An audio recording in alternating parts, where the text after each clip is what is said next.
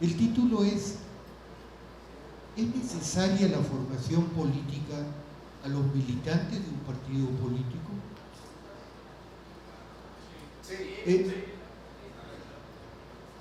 Ese es el título.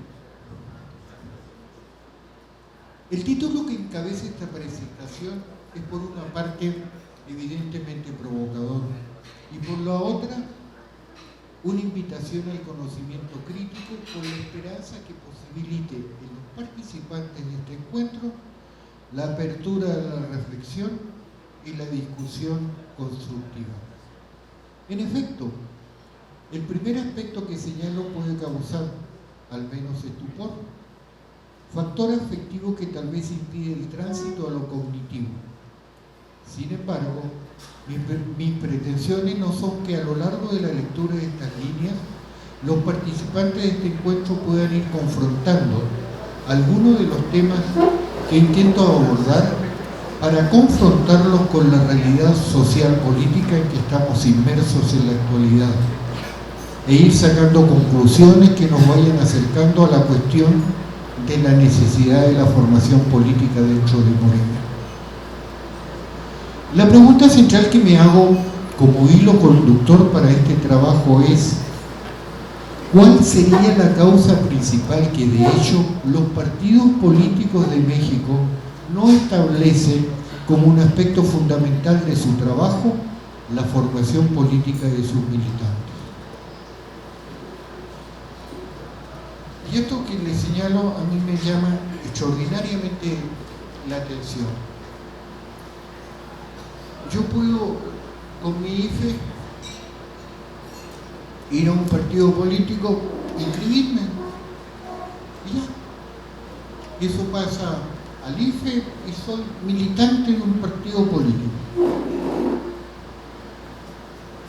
Pregunta: ¿y el partido político sabe quién soy yo? ¿Sabe de mi trayectoria?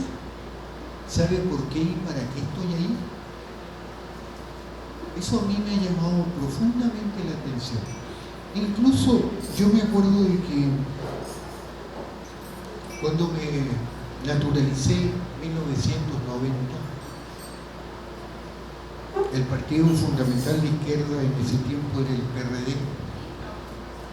Y yo tenía un amigo del tiempo que era profesor, él estaba egresando de la preparatoria, y este amigo era el secretario estatal del PRD, y nos veíamos continuamente. Y cuando saqué mi constancia de mi documento de naturalización, fui a verlo porque vivíamos relativamente cerca, y le digo: oye, fíjate que tengo esto. ¿Cuándo te presento un proyecto para la formación de los jóvenes, para la formación de los militantes del PRD? Y la respuesta fue: no, esto no se puede hacer. Paralelo a eso, donde yo estaba trabajando en una preparatoria de la Universidad de Guadalajara, cuando el director supo de que yo me había naturalizado, me dijo: quiero presentarte al PRI para que ingreses a él. Esto también me llamó la atención, porque no me preguntaron cuál era mi ideología política. Creo que ambos casos son bastante representativos. Se los dejo de tarea. Dejo de tarea. Personalmente pienso que dicha causa fundamental de la ausencia de formación política dentro de los partidos se debe a su clara adscripción e incidencia al corporativismo como forma de apropiación y ejercicio del poder.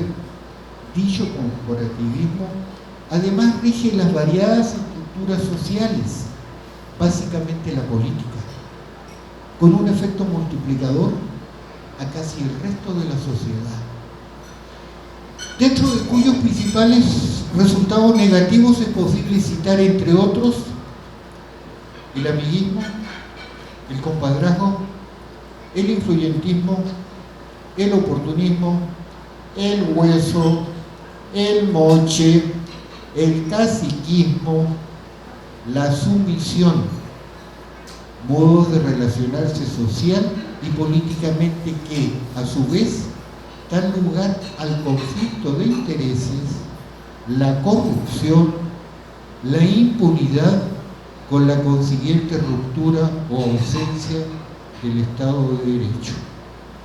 Cuestiones que coloquialmente suelen verse bajo el esquema de la picardía mexicana, y no desde un punto de vista ético y axiológico, es decir, de valores, soslayando de este modo sus malsanos efectos sociales y su consiguiente sanción.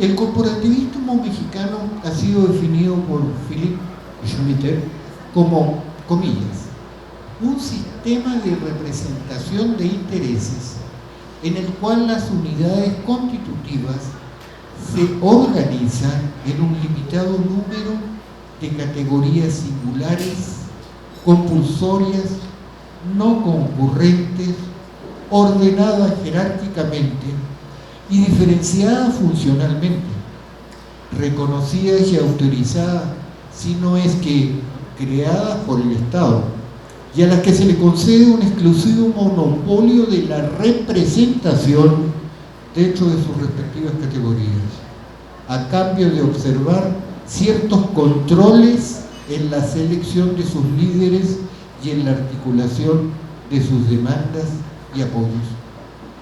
Voy a hacer un desglose de este concepto, que me parece el más cercano al corporativismo que existe en México.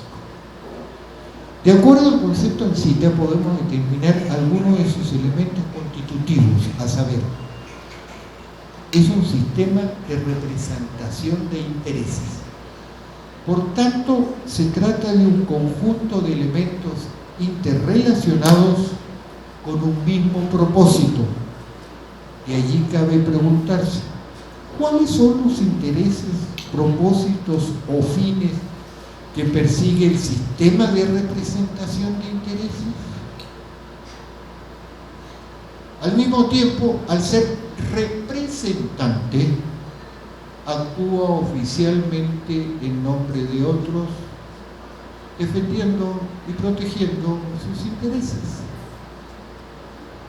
¿Hasta dónde este planteamiento posibilita la democracia representativa o la democracia participativa?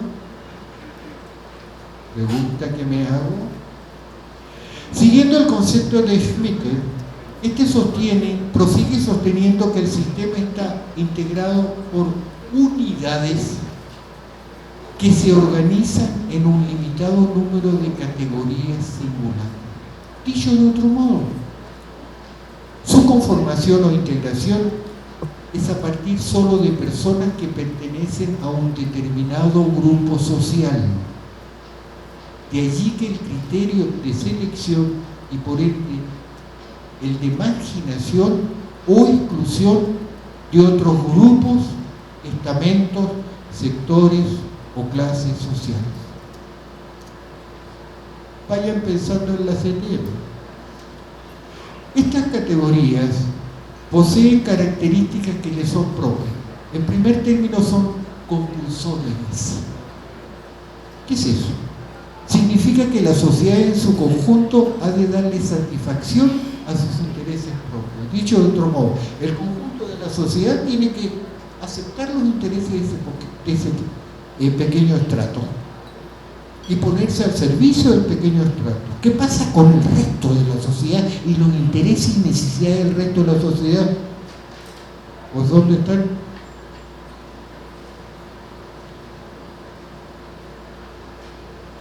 Decía, significa lo compulsorio.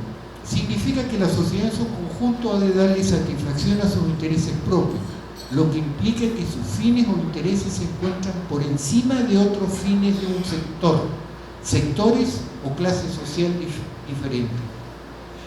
De lo anterior y para confirmar el carácter de compulsoria, el corporativismo es no concurrente. Consecuencialmente, no pueden intervenir personas, grupos de personas o sectores sociales ajenas a la categoría que hacen al corporativismo. Por tanto, alimentan la exclusión, la marginalidad de la que curiosamente se alimentan. Porque ¿a dónde va el corporativismo? Aquellos sectores que el Estado no atiende, que no es preferente para el Estado. Entonces es una forma de agrupación, supongamos los que estamos aquí y los que están allá. Nosotros vamos a cumplir una función social, pero en donde se privilegia lo social para nosotros, excluyéndolo a ustedes. Y eso es tan característico, ese elemento de exclusión. Tremendo. Hace años atrás, en la Universidad de Guadalajara, ahí trabajé 32 años, había una federación de profesores, no había sindicato. Y esa federación de profesores tenía, entre otras cuestiones de derechos, era que cada que moría alguien que estaba dentro de la federación afiliado y cuya afiliación era obligatoria,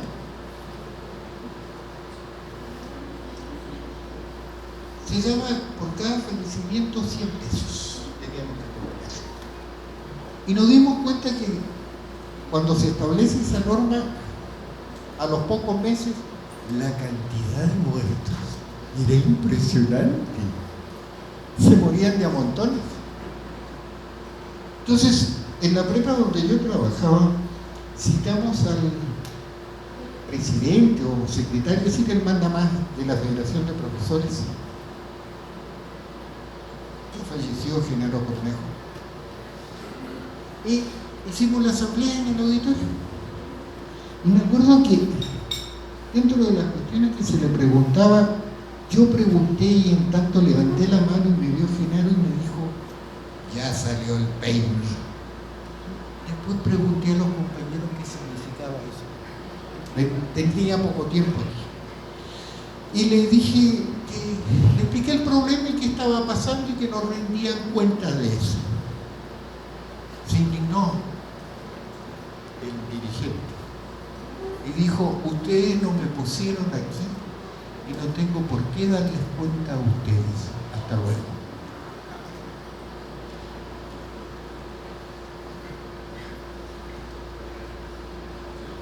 ¿Cómo la veis con?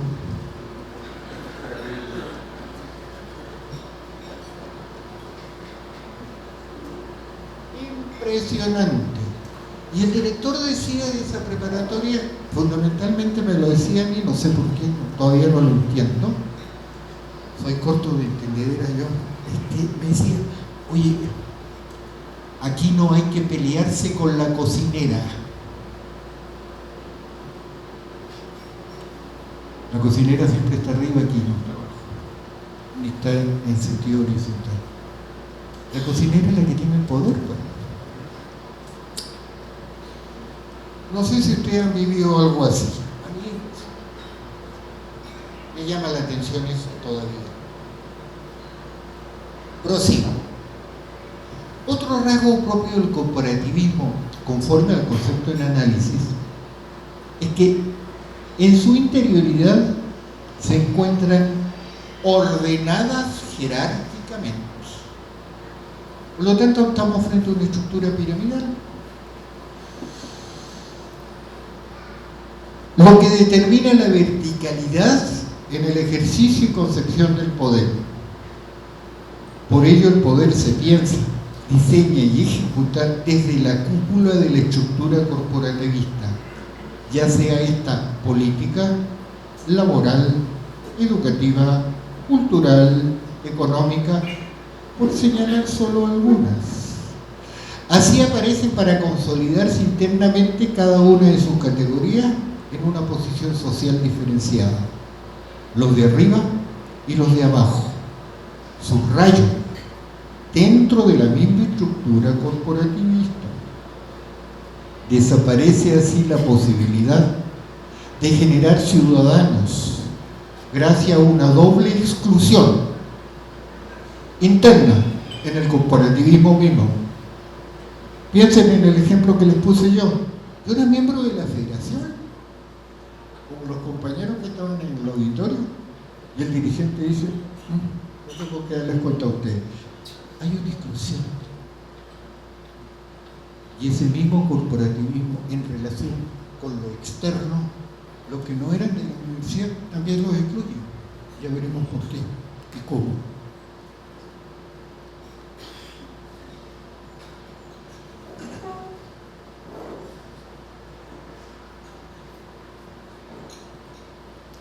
Por lo tanto, veo allí algunos residuos o muchos residuos de la estructura feudal, en donde la cotidianidad en las relaciones es la sumisión.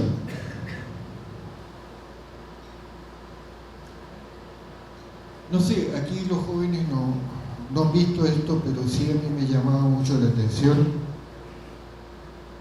el día del informe presidencial. Era el día del presidente y estaba frente al Congreso pleno. ¿Se acuerdan que nadie podía interpelar al presidente? Y cuando terminaba su discurso el presidente se subía a su carro, todos los diputados y senadores iban corriendo en la hora.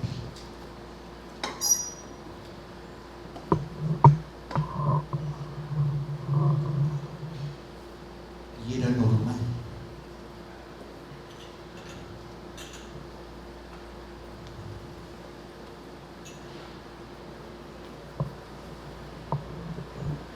Pregunto dónde queda mi dignidad de mirar de frente de manera horizontal a un servidor público, y el primer servidor público.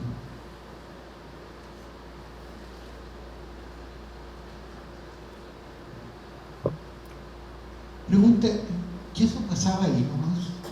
Miremos la estructura familiar. Patriarcal. Ahí también hay una pirámide. El jefe, el papá.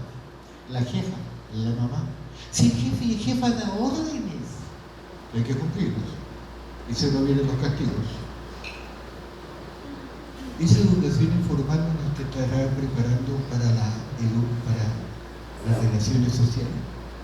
Y ya son relaciones sociales que se dan al interior de la familia. Y no digan nada porque calladito se ve más bonito, y si reclamas algo y pides la palabra te vas para afuera. ¿Se acuerdan del salón de clases?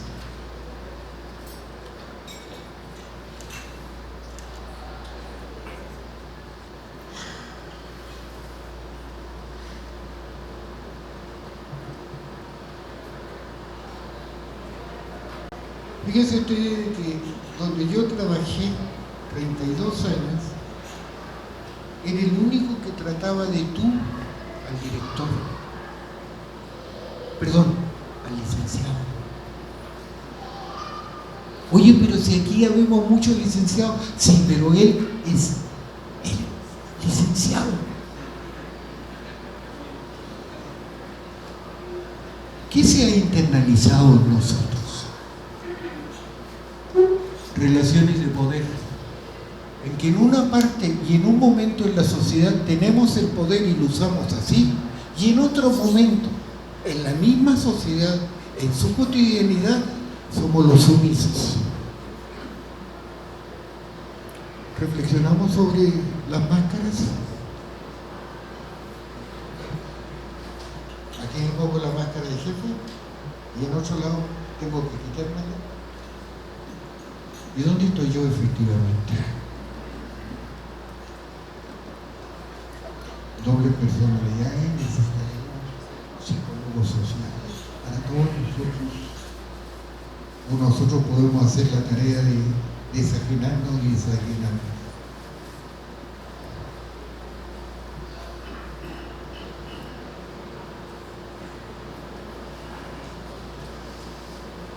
Junto a la característica exterior, la estructura piramidal y la exclusión interna y externa, el autor en cita señala que el corporativismo posee categorías diferenciadas socialmente. Es decir, que la manera de constituirse y funcionar puede abarcar y abarca distintas estructuras sociales con el fin de dominar la estructura en la cual se implanta. Así, el corporativismo lo podemos encontrar en los diferentes modos que ha creado una sociedad para organizarse. Ahí está para el trabajo. ¿Pero para el trabajo de quién? ¿De los obreros? Y aquí está para el trabajo, ¿de quiénes? Para los comerciantes. Y aquí está el trabajo, ¿para quiénes? Para los campesinos. ¿Se fijan cómo se va segmentando? Porque esa segmentación posibilita que el Estado los domine de uno en uno y no se unan. Esa separación o segregación de clase o de los trabajadores y trabajadoras posibilita una mayor posibilidad de dominio.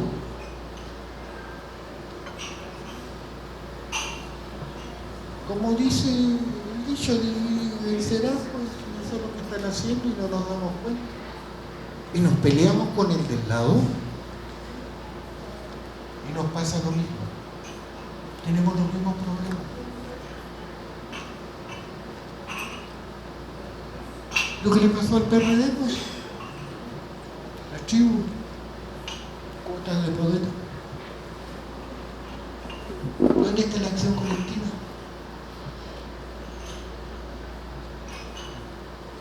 Para enfrentar los adversarios nuestros,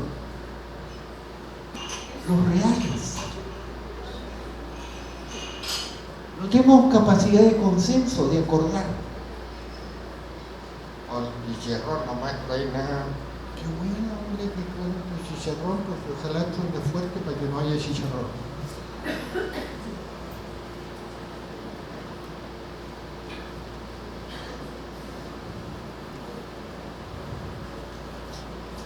Veo algunas caras, disculpen, pero a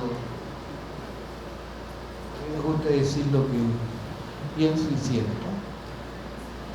A mí me gusta darle el gusto a la gente. Porque no voy a dejar contento a nadie y el primero voy a ser yo. Ya, sigo.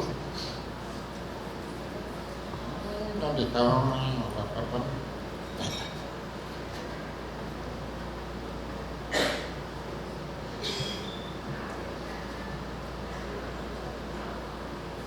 Entonces, ¿qué hago? Más cerca, correcto.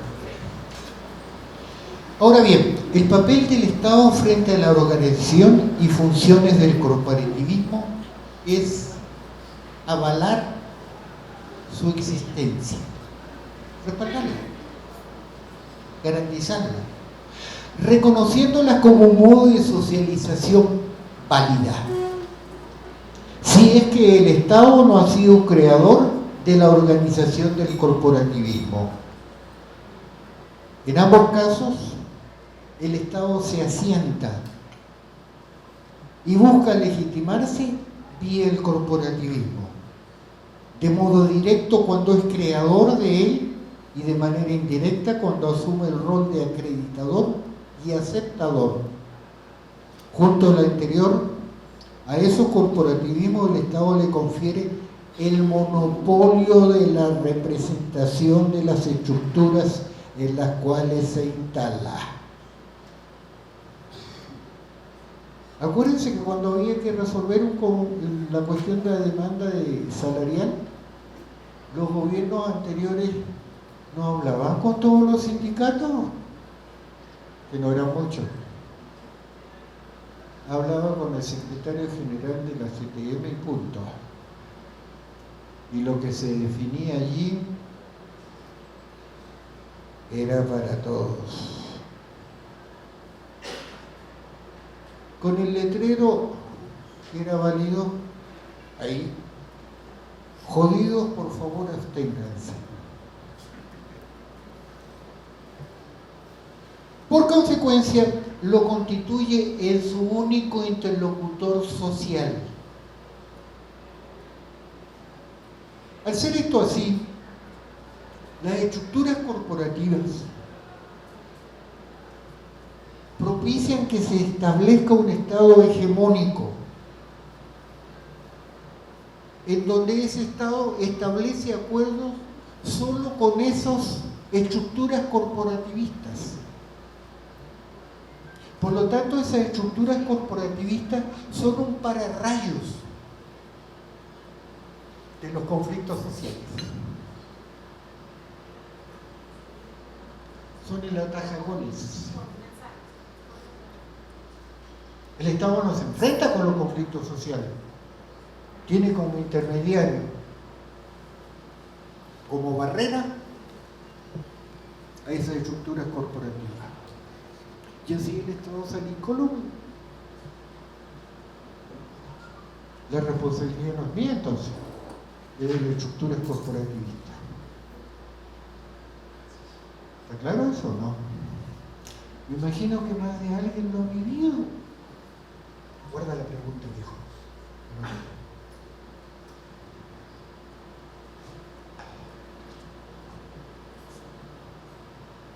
A su vez, dicha aceptación y acreditación por parte del Estado no es gratuita hacia el corporativismo, ya que el Estado vigila tanto la selección de sus líderes como las demandas y apoyos que los corporativismos planteen. Dicho de otro modo, si hay un conflicto social, el corporativismo atiende. Pero ¿cuáles van a ser las demandas? Y la respuesta es: tú eres el secretario general y los puritos lo hacemos, ¿sí? Y lo que acordemos aquí, tú eres responsable que se cumpla ya.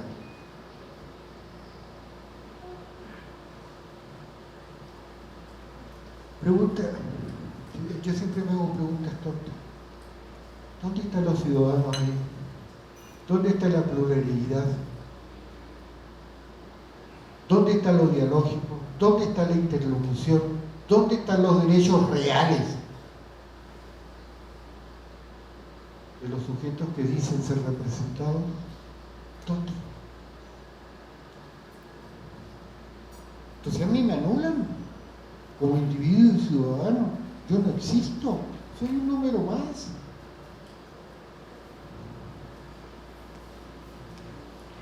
No sé si a eso les gusta a ustedes, a mí nunca me gusta.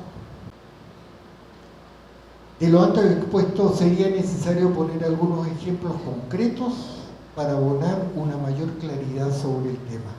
Esto va dirigido, estos dos casos o tres casos, va dirigido quizás como ejemplos representativos para los jóvenes, porque nos tocó vivir esa época. Y nos aparecen así dentro de la historia de bronce, la historia oficial de México. Dentro del arcoíris del corporativismo, México sobresale, entre muchos otros, la figura de Gonzalo N. Santos. Nace en 1897 y muere en 1979. Yo alcancé a verlo, llegué el 75.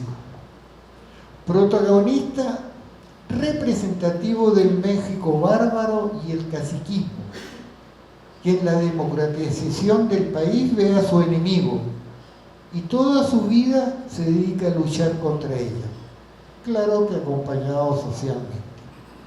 Fue cofundador del Partido Nacional de la Revolución, 1929.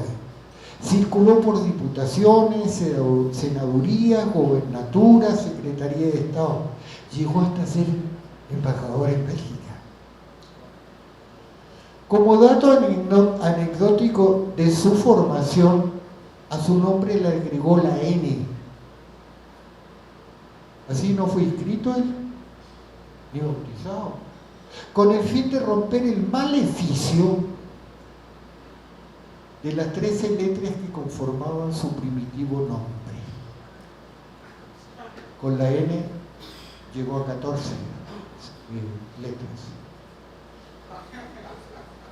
Una de sus sentencias clásicas, cuando escucho a Andrés Manuel López Obrador, me acuerdo como contraposición total de este gran militante del PRI y PNR. Decía él, frente a la moral, que la moral es un árbol que da moras o vale para pura chingada. Textual. No estoy inventando nada. Mi imaginación no podría inventar cosas así. Personaje cuya vida puede perfectamente estar representada en la novela de Mariano Azuela, Los Caciques, como también en Pedro Páramo de Juan Rulfo, a través del Señor de la Medialuna, el padre de las multitudes, el año del derecho de pernada, el dueño de la vida y la muerte en la comala interminable. Otro personaje ilustre, fruto del corporativismo, fue Don Fidel, es decir, Fidel Velázquez. Don Fidel, no Fidel Velázquez, Don Fidel, ojo. Nace en 1900 y muere en 1997. Fundador de la Confederación General de Obreros y Campesinos en México en 1933. Secretario general de dicha organización 1933-36.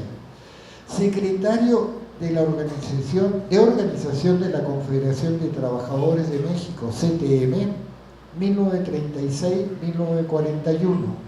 1941-1947 y desde 1950 hasta 1997, años de su muerte. Sacaba la cuenta 50 y tantos años. Es decir, la escasa suma de 58 años a cargo de la principal central de trabajadores de México. No cualquiera la hace. Hay que rendirle homenaje. Y por supuesto que le rendieron homenaje. Porque aparte de ser senador en 3 ocasiones, 1946, 52, 58, 64 y 64, 70, el Senado de la República le otorga la medalla Belisario Domínguez, la cual se concede a los mexicanos distinguidos por su actividad pública y social, así como su servicio a México. Su entrega la hizo el presidente de la República en turno, José López Portillo. Él no merecía tanto sacrificio, tanto esfuerzo por el país. Estoy de acuerdo, si no hubiese sido senador, también habría votado para que a él le dieran la medalla. No, todo el mundo se sacrifica 58 años de su vida en aras de las necesidades y aspiraciones de los trabajadores del país. Me parece bien. Este personaje, representante cabal del corporativismo sindical y político, entre sus sentencias célebres, se encuentra aquella que frente al crecimiento de la oposición al gobierno y por tanto al PRI en los años 80 del siglo pasado decía: a balazos llegamos y los votos no nos sacarán. ¿Defendía la democracia? Otro referente a la disciplina que tienen que guardar los integrantes del PRI, como lo de la CTM. Ojo, porque hoy día, como está de moda la selfie, el que se mueve no sale en la foto.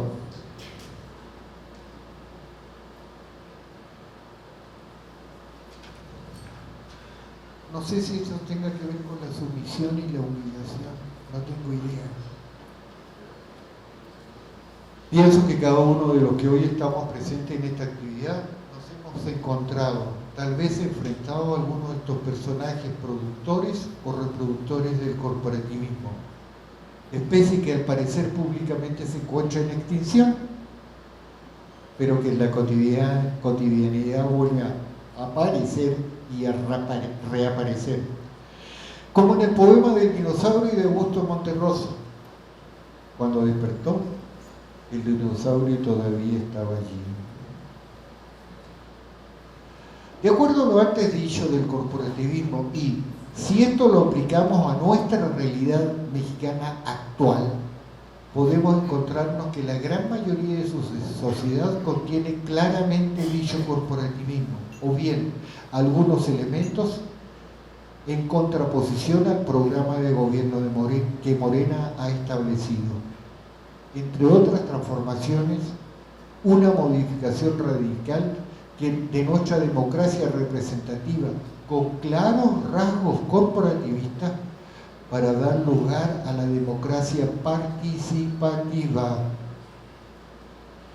una de cuyas bases ya está legalizada, la revocación del mandato presidencial a través de un plebiscito a mitad de su periodo de ejercicio constitucional. Frente a esto hay que precisar que un Estado, cualquiera que éste sea, teóricamente se crea bajo el principio de las personas que lo integran puedan satisfacer de algún modo sus necesidades. Así el Estado se ve en la necesidad de crear o permitir que se creen bajo ciertos alcances y criterios estructuras sociales que posibiliten satisfacer esas necesidades. Así podemos mencionar la estructura social de la educación que se encarga de establecer qué tipo de formación académica necesita la población, segmentando la trayectoria curricular conforme a la edad del educando y las necesidades que plantea la economía.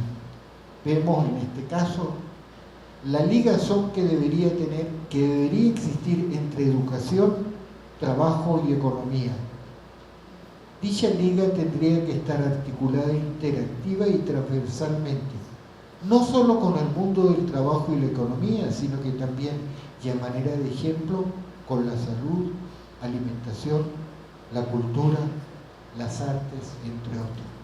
Y lo que hace el corporativismo es segmentar la sociedad, en vez de articular.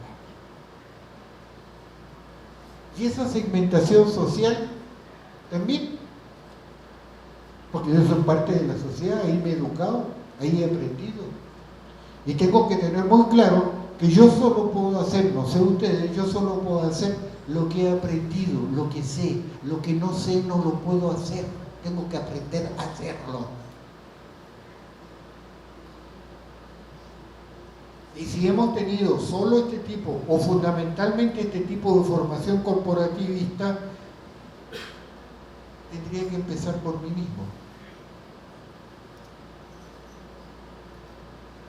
Hacer la autorreflexión crítica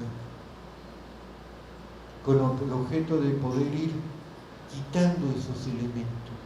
Pero no los quito solo, en mi soledad. Yo solo puedo quitarlos en la medida en que me haga una crítica profunda en mi relación con los otros. Socialmente no nos hacemos individualmente, nos hacemos en colectivo, desde lo individual y de lo individual a lo colectivo.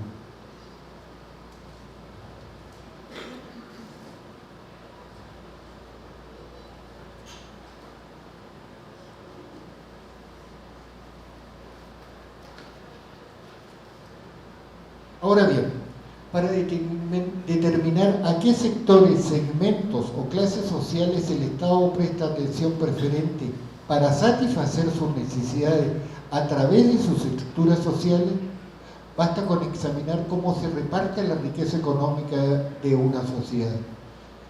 Si es a unos cuantos o bien a las grandes mayorías. No es más rollo. Cuando me refiero a la riqueza económica pensada como la abundancia de las posesiones de bienes de una persona física o jurídica de una región o un país. De allí que la riqueza tiene una relación directa con la abundancia, referida esta a las posesiones de valor material, tales como dinero, inmuebles o cualquier otro tipo de bien. Esta es la riqueza material. Junto a ella también existe la riqueza inmaterial, integrada por lo que suele denominarse como bienes espirituales. Entre ellos se encuentra el arte, la moral, no la que da moral, la moral, los valores, la educación, los conocimientos. Pregunta, esta parte de la riqueza espiritual en los últimos 30 años y antes de los 30 años era valorada socialmente.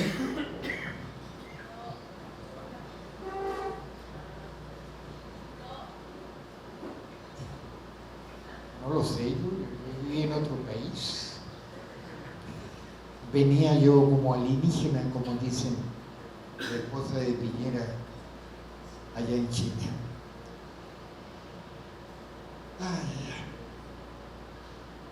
La riqueza naturalmente es lo opuesto a la pobreza. En el primer caso manifiesta una demasía muestra de medios con que satisfacer las necesidades materiales e inmateriales, en tanto que en el segundo caso muestra su carencia. Habría que repasar un poco cómo se reparte la riqueza en México y en Latinoamérica. ¿Quiénes la acumulan? ¿En qué cantidad? ¿Y en qué porcentaje como sujetos sociales? Y no sigo porque mi tío Carlos Slim se me puede enojar. Claro, no vengo a eso. Perdón, tío. Desde mi particular punto de vista, uno de los principales aspectos que contiene la justicia social, elemento clave en el programa de Morena, es el abordaje de un reparto equitativo de la riqueza económica en sus dos sentidos que hemos expresado. Cuestión que no se encuentra en modo alguno dentro de la teoría y práctica económica filosófica del neoliberalismo. Por el contrario, Margaret Thatcher señalaba como una frase paradigmática, es decir, un ejemplo a seguir dentro de su largo gobierno, que la sociedad no existe, la familia y las personas están solas frente al Estado. Qué bueno, porque me encanta pelearle a los protogigantes. Y me caigo al verlo. Y como decía Ronald Reagan, en su primera campaña que ganó la presidencia de la República en Estados Unidos por el Partido Republicano, los ricos no son lo suficientemente ricos y los pobres no son lo suficientemente pobres. Vayan sacando conclusiones. De allí el empobrecimiento de vastos sectores sociales cuyos estados adoptaron este modelo devastador, el capitalismo salvaje. Entre ellos se encuentra México, antes de su establecimiento en nuestro país, durante el gobierno de López Portillo, 1976-82. No nos olvidemos que los acuerdos marcos que dan origen a la penetración del modelo neoliberal a través del TLC, todos locos y contentos, fue durante el gobierno de Miguel de la Madrid, que viene después de López Portillo. En el gobierno de López Portillo, al terminar, ya tenía un amplio sector de población empobrecida. Esta ha aumentado considerablemente en los largos años de este modelo, 1982-2018. Fecha esta última que el gobierno de Morena ha declarado su fin. Ojo, los modelos económicos no se eliminan con la palabra ni un decreto, se eliminan con la acción social, política y económica. Voy a saltarme porque algunas cosas. Traigo con las estadísticas, me las voy a saltar. Se pueden encontrar ahí por aquello que los domina el celular. Traigo a colación este aspecto socioeconómico de México porque constituye sin lugar a dudas una de sus más lacerantes características, la que muchas veces la ponemos en el segundo plano debido a nuestra cultura cotidiana urbana. No obstante, basta con transitar por Guadalajara o las grandes ciudades del país y en sus innumerables esquinas encontraremos una muestra más del problema: la pobreza profunda.